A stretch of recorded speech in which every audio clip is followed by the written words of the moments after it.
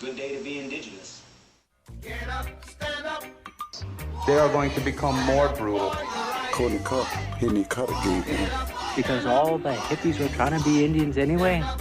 They're going to become more repressive because it's a matter of dollars and their illusionary concepts of power. Hey, Victor. We must live in balance with the earth. And also with recent happenings at Wounded Knee. I am awake. Welcome to Native Roots Radio presents I'm Awake, and I'm your host, Wakanja Hade. This portion of the show is supported by the Minnesota Indian Women's Sexual Assault Coalition. Ha-ho! Hey, Kargi! Welcome all of our friends and relatives in all four directions. You are listening to Native Roots Radio presents I'm Awake. We discuss local and national Native news and events here on Native Roots Radio. This is producer Haley, Chashape Wankawenik, descendant of the Great Ho-Chunk Nation in Wisconsin and also the Winnebago tribe in Nebraska. I want to quickly introduce our first guest here, which she will have a couple segments for us, which we are always very grateful for. But just want to say happy Friday to all of you listening out there across the Twin Cities and across Turtle Island. It is a gloomy day here in the Twin Cities, but it's Friday, so how gloomy can we get? I'm going to quickly introduce Minnesota State Senator Mary Kunesh. Mary is a descendant of the Standing Rock Sioux. So thank you so much, Mary, for these updates. Take it away. Aho, matake yape, ampetukinle shantewashte. Greetings, all my relatives. I greet you today with a warm handshake and a good heart. This is Senator Mary Kunesh. I am a state senator here in Minnesota, a descendant of the Standing Rock Nation, and just so happy to be able to celebrate and commemorate that this is Native American Heritage Month, and there is so much going on across our state. But I think it's really, first of all, so important that we recognize and remember and celebrate the really rich histories, the traditions, the heritage and the cultures, the ancestors of our American Indians, our Alaskan Natives, and our indigenous communities across the state and across the nation. Many of us come to Minnesota from other states. My grandfather actually came from the Standing Rock Nation as a young man. He came with his mother and his siblings, and they settled here in Minnesota in St. Paul. Some of his siblings ended up going back to the Standing Rock Reservation, others to Chicago, and many other cities kind of spread out. But very fortunate that my grandpa stayed here in St. Paul, started his family with my mother and her siblings, and we were able to know him. Oh, I probably knew him for my first 14 years of life, where he really did instill in us the pride and the love of our Native ancestry, of our Dakhota ancestry. And I wish he was still around to see all the good work that we're doing to this day. But it's important to remember that these lands that we walk on, that we live in, that we raise our families on, these are the ancestral lands and the contemporary lands known as Minnesota. And we have a really vibrant Native American communities across the nation. And, you know, there are often times where I go out to speak about the work that we're doing in the legislature, or most importantly about the Missing and Murdered Indigenous Relatives Office and the work we're doing around that. And one of my first questions to the groups that I'm speaking to, and oftentimes they're non-Native, I'll ask them, you know, how many tribal nations, how many federally recognized tribal nations do we have in Minnesota? And unfortunately, 99.5% of the time, nobody in the group can tell me exactly how many tribal nations we house, we home, we welcome here in Minnesota. And that's always really discouraging and a little bit heartbreaking. But here in Minnesota, we have 11 tribal nations That includes 7 Anishinaabe, which are the Chippewa and Ojibwe reservations, and our 4 Dakhota Sioux communities. Our Anishinaabe reservations, for those that are listening and don't know, we have the Grand Portage, Boys Fort, Red Lake, White Earth, Leech Lake, Fond du Lac, and Mille Lacs. And then our Dakhota communities are the Shakopee, Midwakaton, Prairie Island, Lower Sioux, and Upper Sioux. So that might be a new bit of facts that somebody who's listening is going to find out.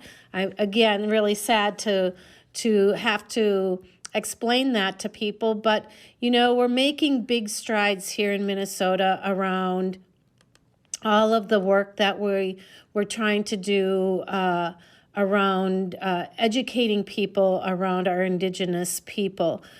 This year at the state legislature, instead of that Christopher Columbus Day, we reclaimed it as Indigenous Peoples Day and asked our schools to provide at least 1 hour of school programming in observance of the day. And that was, they could provide professional development or instruction to students on various topics of Indigenous culture, history, practices, contributions, and current issues that affect our Indigenous communities.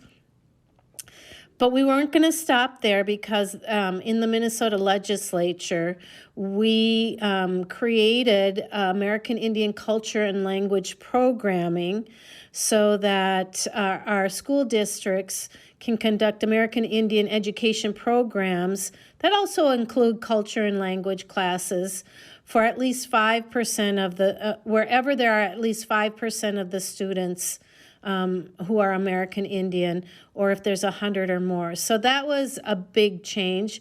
We also created Indigenous Education for All, and we're tasking the Education Commissioner to provide historically accurate, tribally endorsed, culturally relevant, and community-based, contemporary, and developmentally appropriate resources to support the implementation of Indigenous education for all. Some of our schools are already doing that, and they've been embraced not just by our Native community students, communities of students, but also many others. And so we really want them to embed Indigenous education for all of our students into our state academic standards and make sure that we are participating with the advice of our tribal nations, as well as our education committee and the commissioner to really review and revise those standards for development. So that's some of the exciting work that we're doing here in Minnesota. Unfortunately, we had to create legislation that prohibited American Indian school mascots. Wish those schools would have done that voluntarily.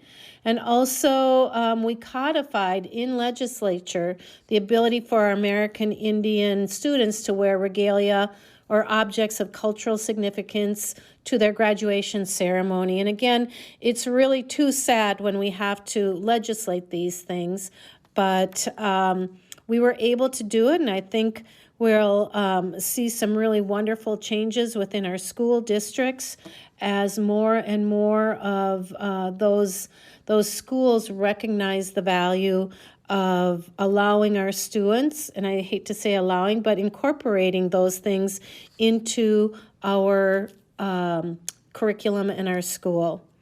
I'm going to take a little break here for a minute, but I should be back for another segment. We'll see you then. Ha-ho, right on, Mary. Really, really, really great words. Please wish someone a happy Native American Heritage Month, especially if you're one of our allies. You know, it means so much to us as Native people that others in the state of Minnesota and across our communities recognize our resilience, our culture, and our ways of life. And the fact that we're still here, you know, brave enough to teach the history that people have tried to erase for so long. We know those preventing history from being taught intend to repeat it. So we've got another segment with Mary coming up after this short break. But one thing I want to leave with you before we take this break is a quote that has always stuck with me. If pain and trauma can be passed down through our generations, so can healing. So always remember that we can return to the good parts of our roots and write a new story, telling it in our way.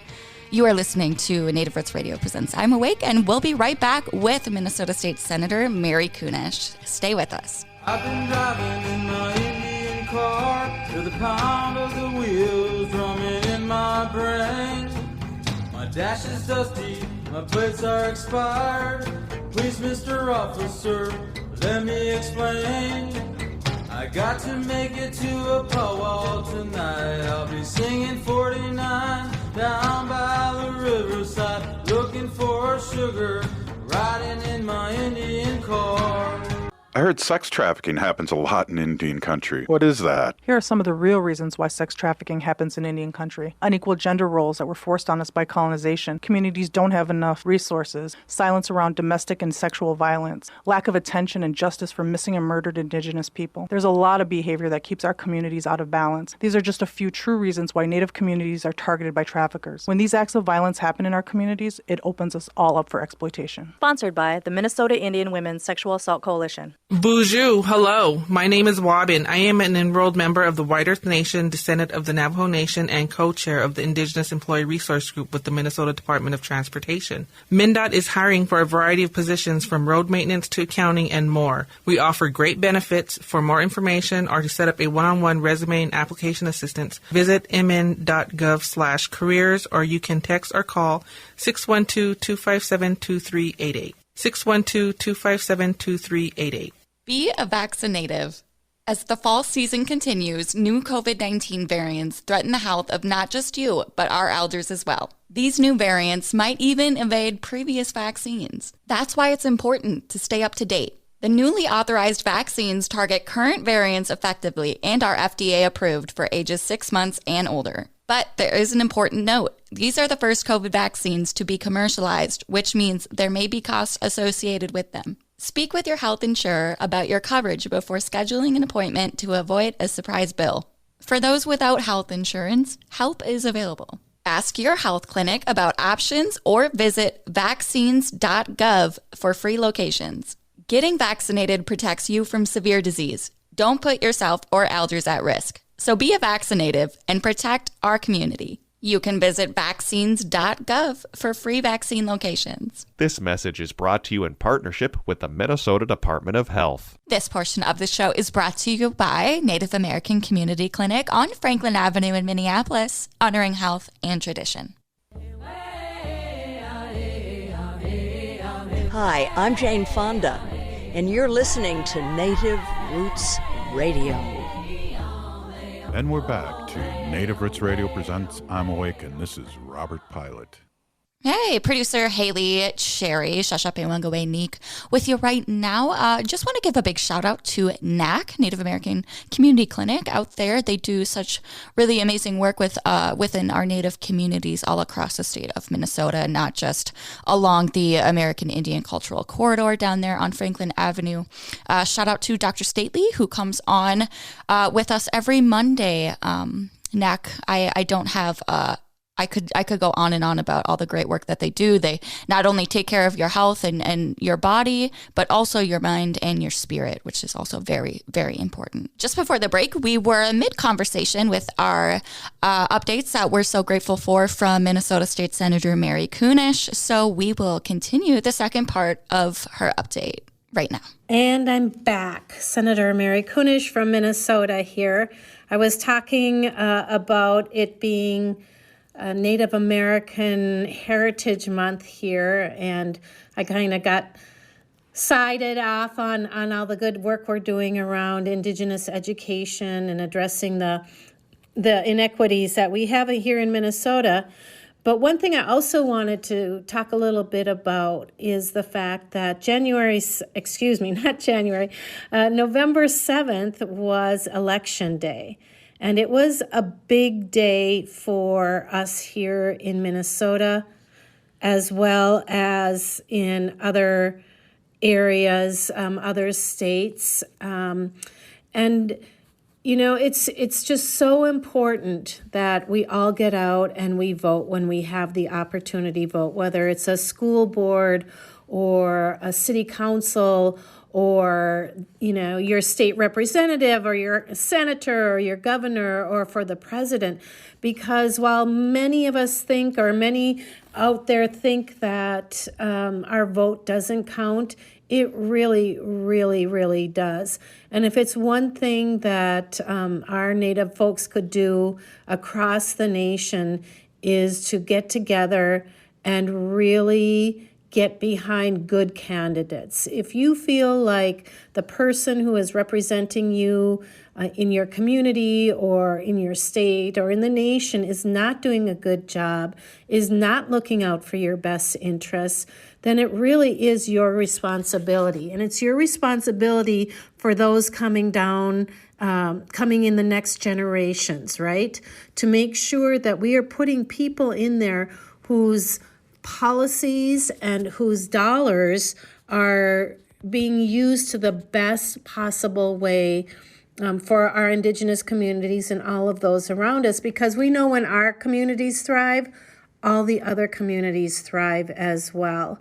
And I don't know how many of you know that it wasn't until 1924, with the passage of the Indian Citizenship Act, that Native Americans living on reservations finally got to be able to vote. In fact, many Native folks to this day don't realize that they can vote outside of their tribal elections.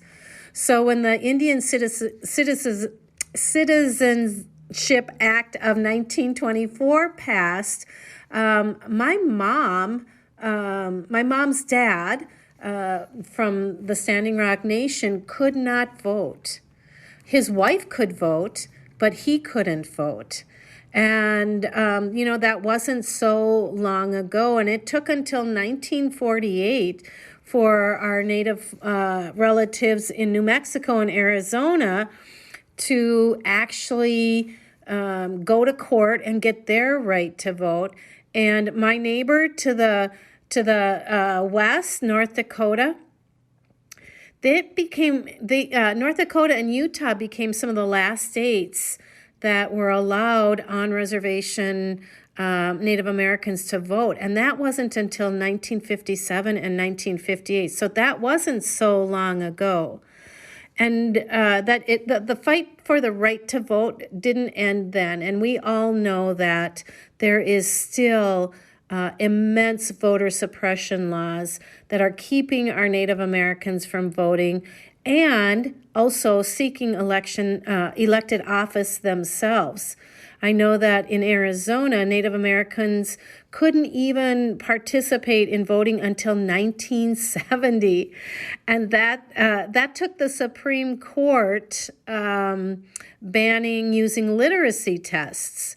So again, these kind of actions against our Indigenous people is still alive. I mean, even today, the right to vote continues to be challenged through all kinds of new laws and practices.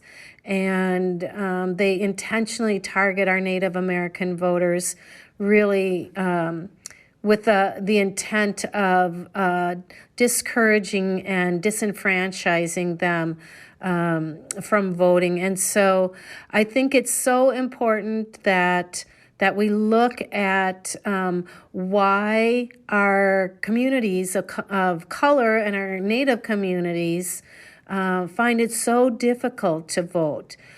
We know, and you can look at the statistics, that the turnout for Native Americans is actually the lowest in this country compared to any other group. And there's a lot of issues that contribute to that low voter turnout. There was a study done by the Native American Voting Rights Coalition that found, and I don't think any of us are going to be very surprised, that there is such a low level of trust in our government. There's a lack of information on how to vote, where to vote, when to vote, And when we look at the reservations across the country, oftentimes our community members have to travel long distances to either register or to even vote. And oftentimes the information that they're trying to access, they aren't able to get on the internet because they don't have access to the internet. When folks come into town, sometimes we'll find that the polling places are in unwelcome spaces, such as the police department. And we know that in many of these communities, the hostility that is shown towards our Native Americans are going to prevent the voters from coming into those places because they don't trust those community members. There's intimidation, and they put obstacles in the way, such as you have to have a residential address. And if you don't have like a 1122 First Avenue North address such as that, they won't allow you to vote. And so it's so important that we make these changes to the voting process to really further the the ability and remove the frustration of our Native American votes. The voting that we do has such an important consequence. We have to make choices all the time about feeding our families, how we're going to expend our resources to ensure that our family stays housed, that we can get to work, that we can find a good paying job. And that when you vote and you vote for those that are going to support you, that is the power of your vote. It's you're going to look at, the poverty rate of our Native Americans is around 26.8%. And how are those that represent you helping to address those issues so that we can raise our wages, raise our standard of living, and be able to create and build that generational wealth that so many of our non-Native community members have.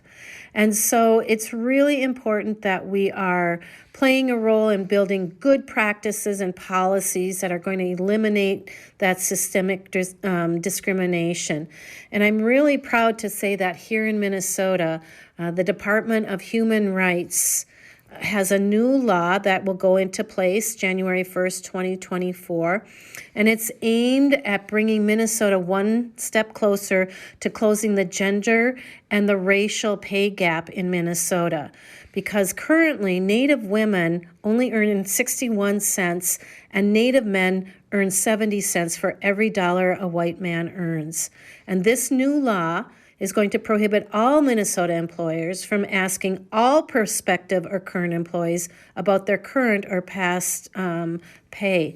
And if anybody does that here in Minnesota, we're going to ask them to contact the Department of Human Rights and let them know, because this is just unacceptable in any way, shape, or form. And the new law is going to help close the gender and that racial pay gap.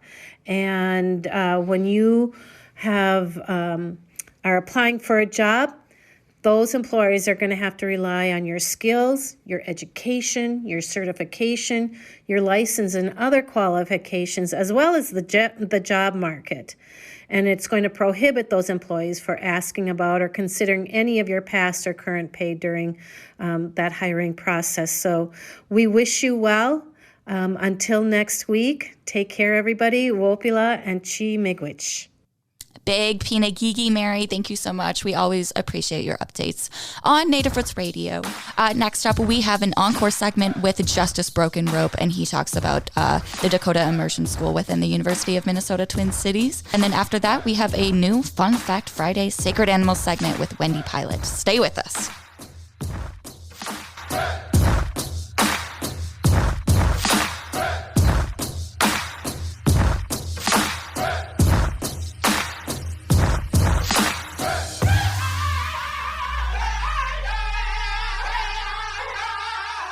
Are you thinking about college? Consider checking out Minnesota private colleges. These 18 nonprofit institutions keep the focus on students with small classes and professors who will get to know you. You'll find students from all backgrounds, and no two colleges are alike. And when it comes to cost, they're more affordable than you think. Find the college that's right for you at mnprivatecolleges.org/possible. mnprivatecolleges.org/possible. Unveil the captivating world of native photography at the Minneapolis Institute of Art. Their new exhibit, In Our Hands, Native Photography 1890 to Now, turns the camera around and puts native photographers in control, featuring hundreds of photographs captured by generations of First Nations, Métis, Inuit, and Native Americans. You'll view the world through their lens, revealing the beauty and complexity of Indigenous heritage.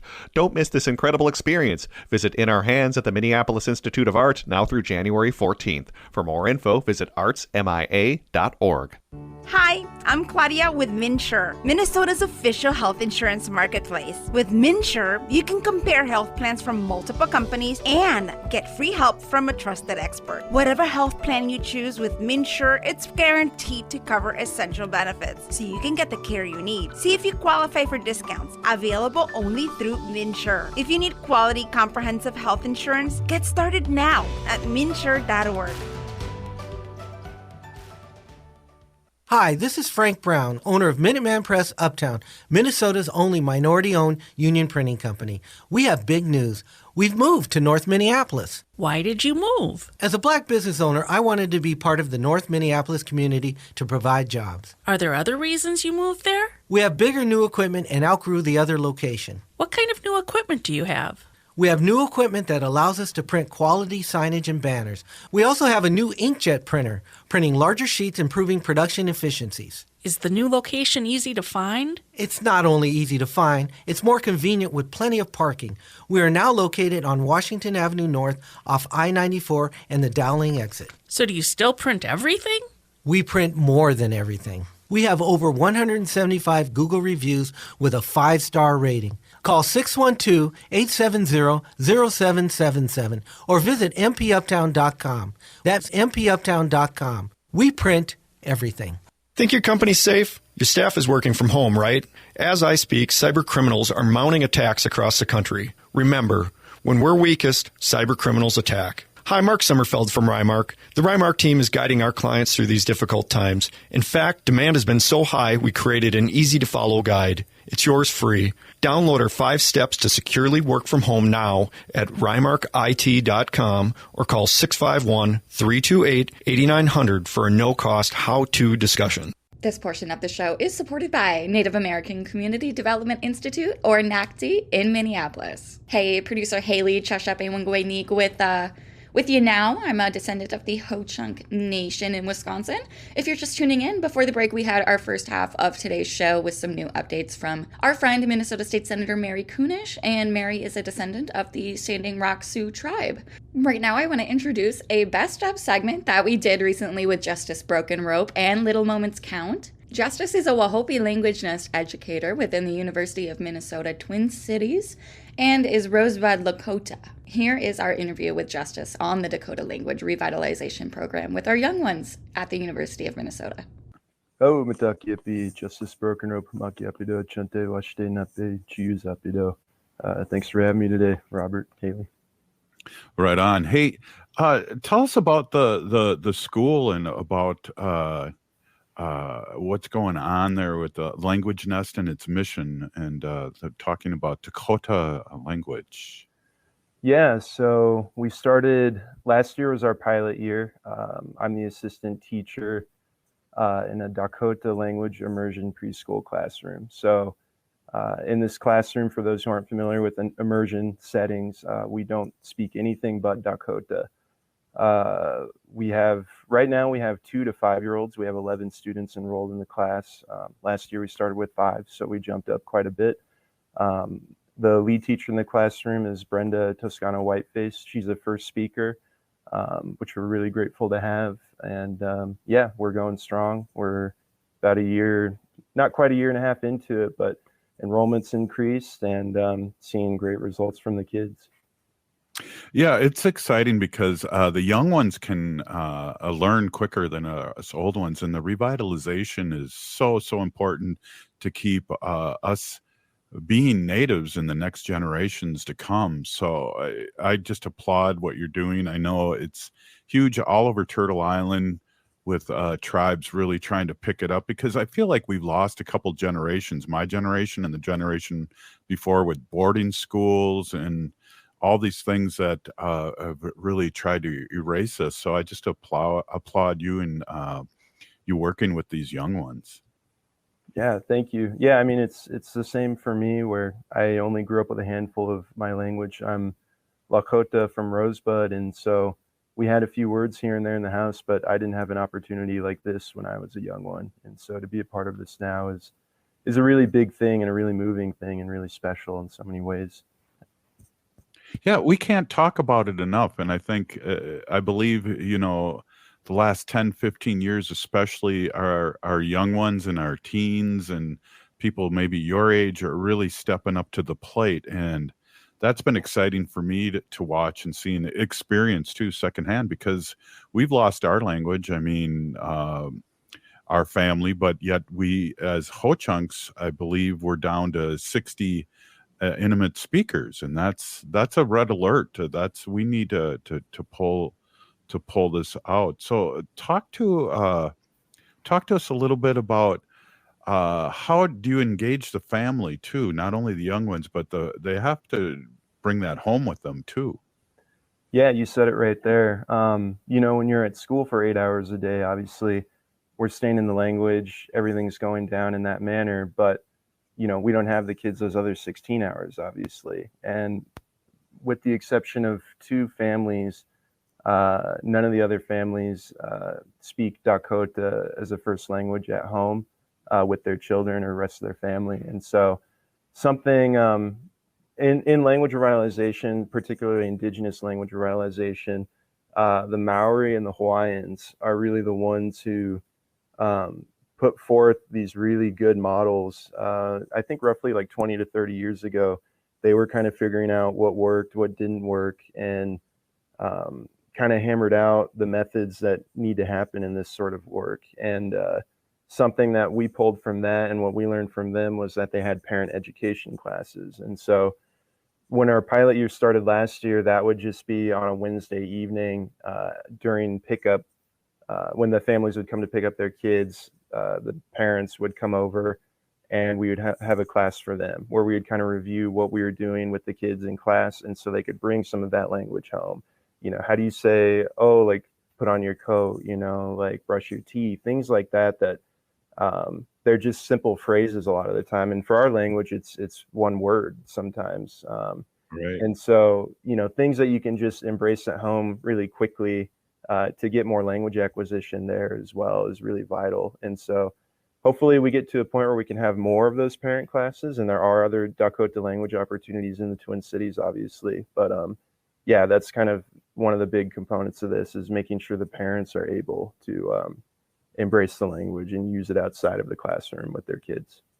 Yeah, it is really important. So the Nest enrolls Dakota families and their those affiliated with the University of Minnesota community, but it also aims to enroll families committed to language revitalization, regardless of financial resources. How do you ensure that everyone can be and have access to this?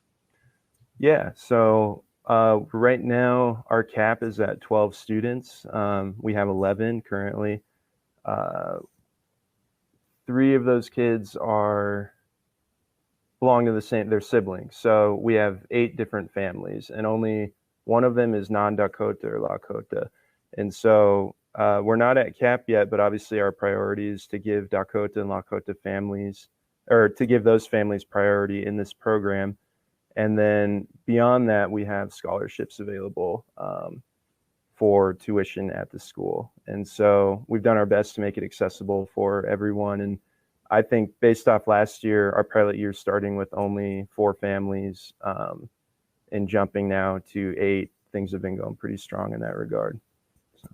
Yes, there is a revitalization, and it's great. I think that we're talking about this and getting the word out. Haley, I noticed that you're listening intently. Do you have any questions? Because this is a family affair here.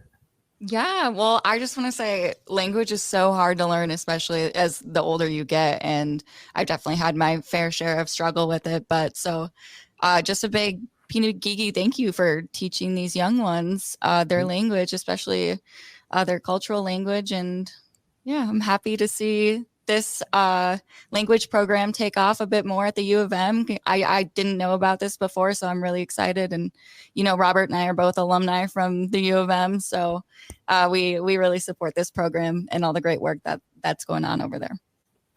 Oh, Pidamia. Right on. I the high school I taught at taught Ojibwe and Lakota, Dakhota. But I like a good hoka hey every once in a while. You know what I'm saying? Yeah. Hey, right on. Yeah.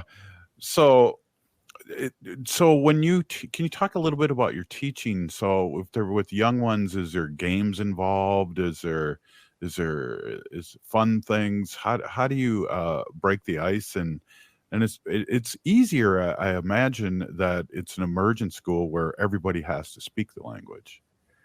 Yeah, and so for me personally, it was kind of, I had just graduated from the U and studied Dakhota there and went to like programs around the city.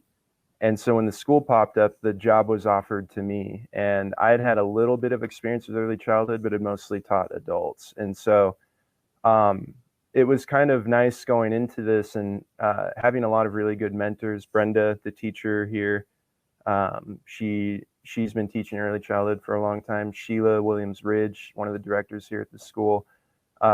For me personally, they really helped me engage with children in a meaningful way, in ways that I could understand, and then apply kind of this emergent curriculum and assisting with language acquisition. And so some of the things we do, I think you would see in a conventional preschool classroom, reading stories, games, songs, a lot of that. But then, constantly maintaining ourselves in the language, just making certain that we're not breaking it. But then also a focus at this school is more of a nature-based curriculum. So we spend the majority of our day outside, and we strive to do that throughout the whole year. And that nature-based curriculum was really in line with our Indigenous perspectives too, in the ways that we want to talk about the world around us and our relatives in nature, and kind of embracing those ideas, and then, making sure that these kids are understanding that in a good and safe space where they feel comfortable, and then hearing it in the language as well. And so, yeah, it is a lot of things that you'd imagine you would do with 2 to 5 year olds. But again, all in the language, and then, striving to kind of just like be outside as much as possible and see what they're interested in and the things that they want to talk about and how we can talk about it in the language. I'd like to hear some of the obstacles. One of the things I was thinking as you were talking is being a former teacher, it was 10 months with the kids and then we wouldn't see them in the summer, but that's got to be hard for a language learner. Absolutely. Yeah. Regarding obstacles, I mean, that's a huge one. There are things you can do over the summer, but that being said, not a lot of them are catered towards early childhood most of the time. They're more towards people around our ages. And so finding ways that kids can, there's an organization, Dakhota Yapio Kodakichie, which is DIO, that's based out of the Twin Cities, that organizes a lot of camps. And those are where kids can go, kind of hear languages. I've worked there, Brenda's worked there, other Dakhota teachers work there from time to time. And so there are opportunities, but yeah, it is definitely a challenge. And that's kind of the key thing where it's like, we want to set these parents up to be able to speak more at home and more consistently. And we can see when that happens too. But yeah, it's, that's definitely an obstacle. Another one that I think is pretty well known across Indigenous language revitalization in general is that we need more speakers, more learners, and more of those willing to be teachers. When you start learning your tribe's language, especially as a young person, there's an inherent pressure where everyone's like, well, are you going to go teach it? And so I think a lot of people get intimidated, and, you know, maybe that's not their priority at that time, or that's not what they want to do. And that's okay. But really, we just need more people, you know, learning as much as they can. But yeah, it's there are certainly challenges. And I think Ho-Chunk, Ojibwe, all the other groups in this area that resonates with them as well. If you want to hear more of Justis on Native Roots Radio, make sure to tune into next Thursday's episode, where we welcome him back, but this time to talk the universal language, which we call music, specifically all Native music and all on vinyl. Speaking of music, I'm actually going to sign off and pass things back to Patrick here at the Mothership, which is the AM 950 station. I'm heading out to the Stevie Nicks and Billy Joel concert, so have a great weekend, everyone. Up next is a new Sacred Animals Fun Fact Friday with Robert and Wendy Pilot, all the way from New York. Stay with us.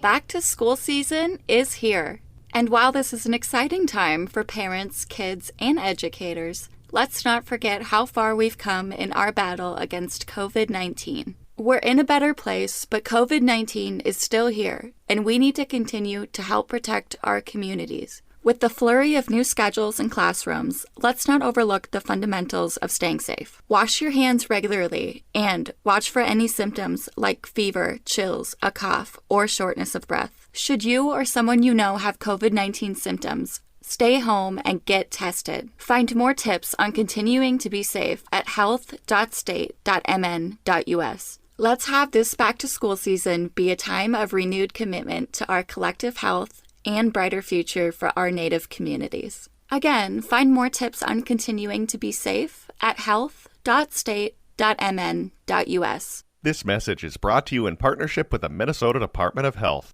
Minnesota has the only original wolf population in the continental United States. And 80% of Minnesotans believe the wolf should be protected. Howling for Wolves is asking Minnesotans to respect our true wildlife manager, the wolf. Their survival is critical to our ecosystems, our communities, and even our economy. As highly intelligent animals with strong social bonds, Minnesota wolves deserve to be protected and admired. Learn more at howlingforwolves.org. Let's live and let howl.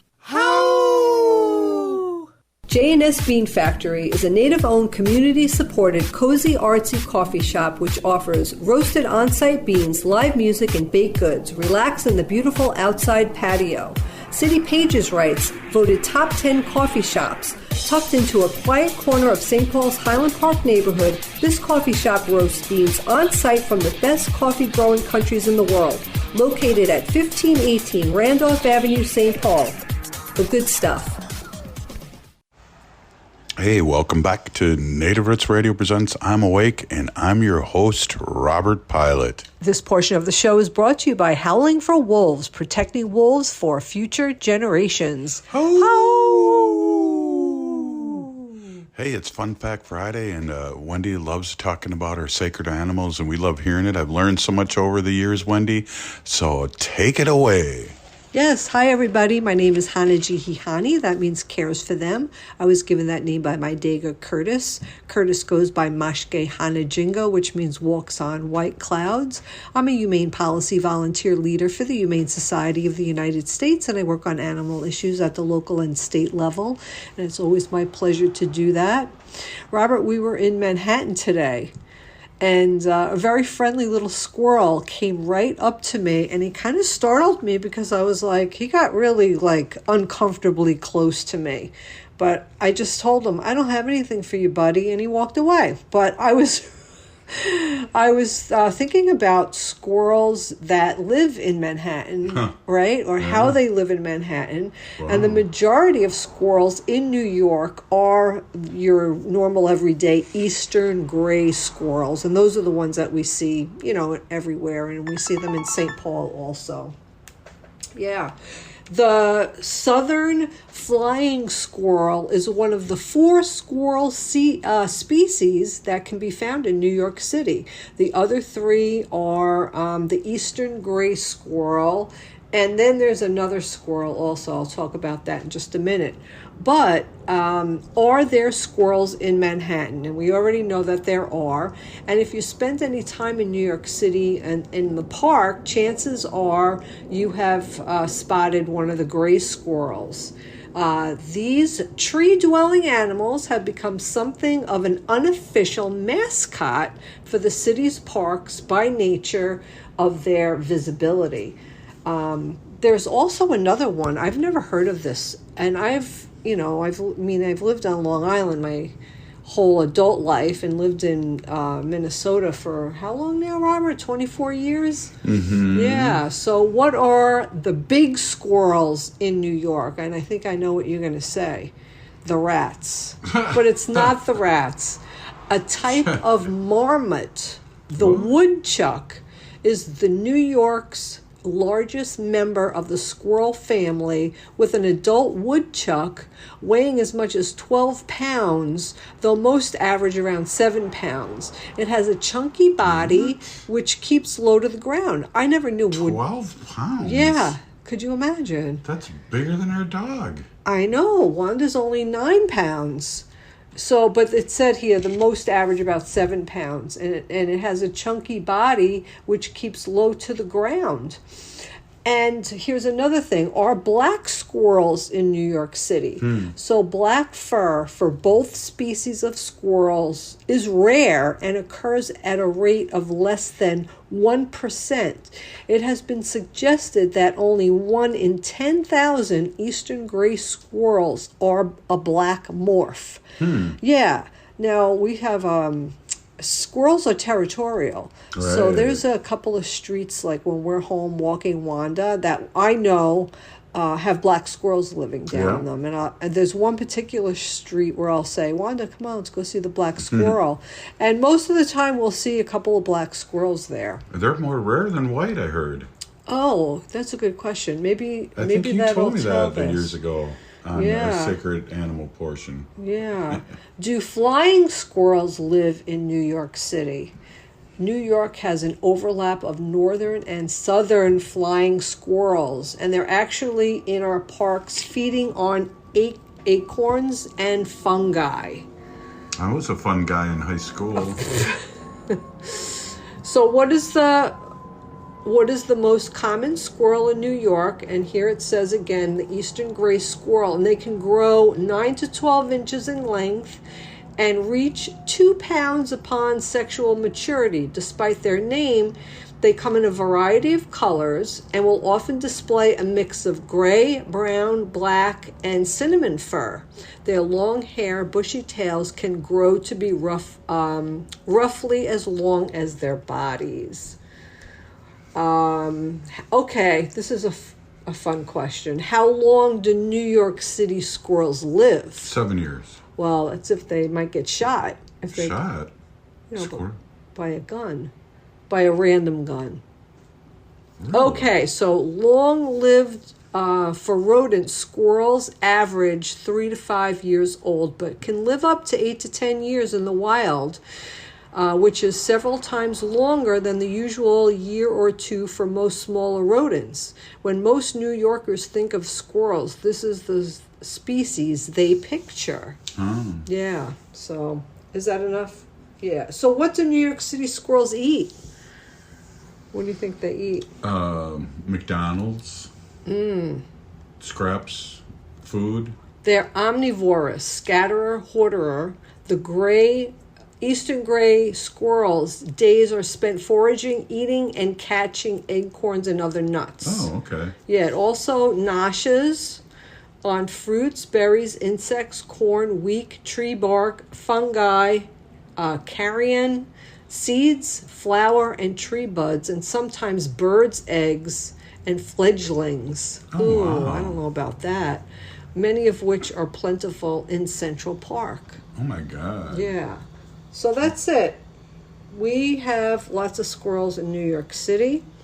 And I have another, a bit of fun facts that we were talking about the other day. And this is from, let's see here, 50 Strange and Fascinating Facts About Animals. And this is written by Ellen Strum-Nitz.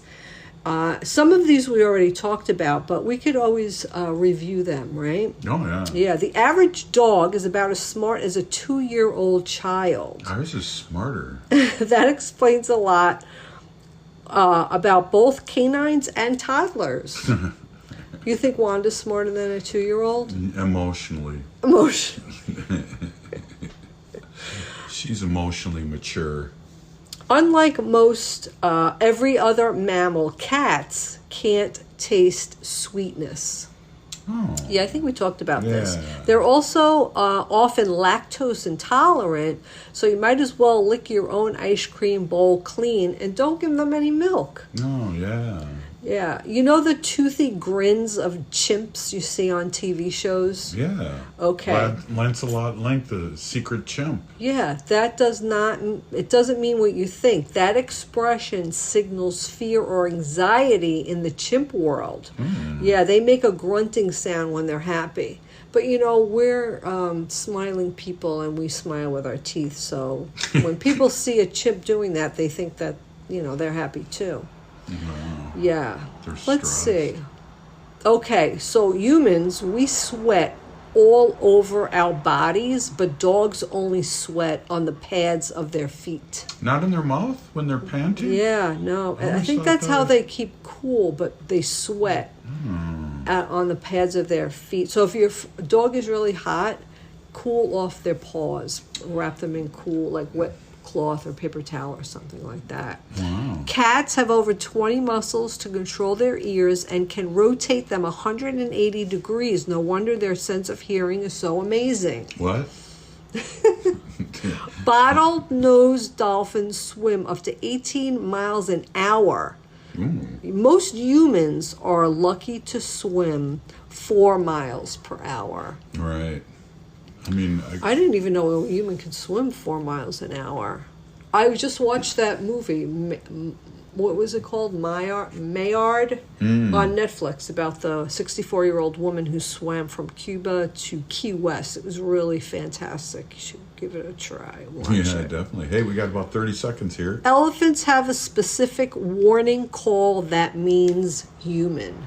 Oh, wow. Yeah, so they should. They especially should. with all those The poachers. Exactly. I know. God. Dogs only see in yellow, blue, and gray. So do your pup a favor and buy a Frisbee in one of those colors so he can more easily find it and like it and have fun at the park. So yellow, blue, or gray. Wow, let's remember that one. Hey, Pinigigi, Wendy, everyone have a great weekend. You've been listening to Native Roots Radio Presents I'm Awake.